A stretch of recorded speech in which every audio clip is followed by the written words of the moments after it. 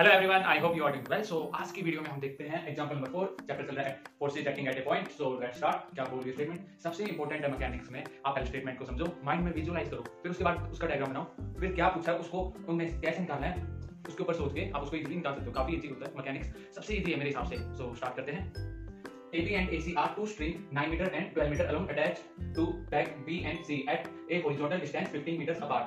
Find the tensions in the string when a weight of 10 kg is suspended from A. क्या कह रहे हैं? दो हमारे पास मान लो पॉइंट है, ये हो गया B हमारे पास, ये हो गया हमारे पास C।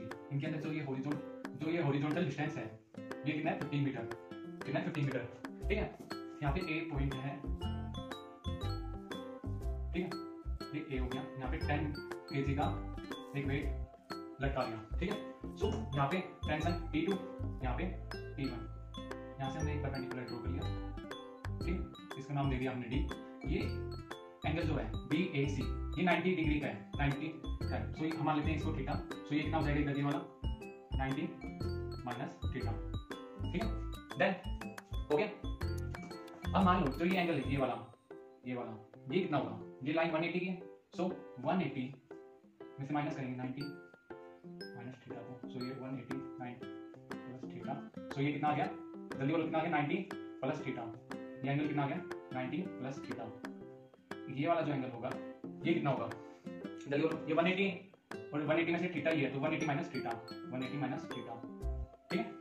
सो स्टार्ट करते हैं। Let T1 and T2 be the tension in the string AB and AC respectively. हमारे पास T1 और T2 टेंशन है in string AB and AC respectively. Then weight of 10 kg is suspended at A. हमने 10 kilo का एक वजन यहाँ पे लटका दिया। अब नाउ AB जो है वो 9 मीटर का है। हाँ, यहाँ पे ये देखो, जो ये AB है ये कितनी मीटर का? 9 मीटर का। और ये AC कितने का है? 12 मीटर का। ये 12 मीटर। देन हम यहाँ पे पाइथागोरस थ्योरम लगा सकते हैं। लगा दो। BC का square is equal to AB का स्क्वायर प्लस AC का स्क्वायर। यहाँ पे 15 स्क्वायर प्लस 9 स्क्वायर प्लस 12 का square. Then angle BAC, angle BAC 90 degree, angle CAD, angle CAD theta, angle BAD कितने? 90 माइनस थीटा का। अब यहाँ पे लेविस थ्योरम अप्लाई कर सकते हैं। ये सारा सिस्टम इक्विलिब्रियम है, यहाँ पे हम लेविस थ्योरम अप्लाई करेंगे। लेविस थ्योरम क्या है? हमने सबसे पहले T1 फोर्स ली, हमने यहाँ पे T1 ली, ठीक है। T1 के अपोजिट साइड के साथ जो T1 के अपोजिट एंगल है 180 minus theta equal to T2 sine के साथ अपोजिट वाला एंगल। T2 के अपोजिट कितना है? 90 प्लस थीटा। अब यहाँ पे ये 10 के इसके अपोजिट कितना है?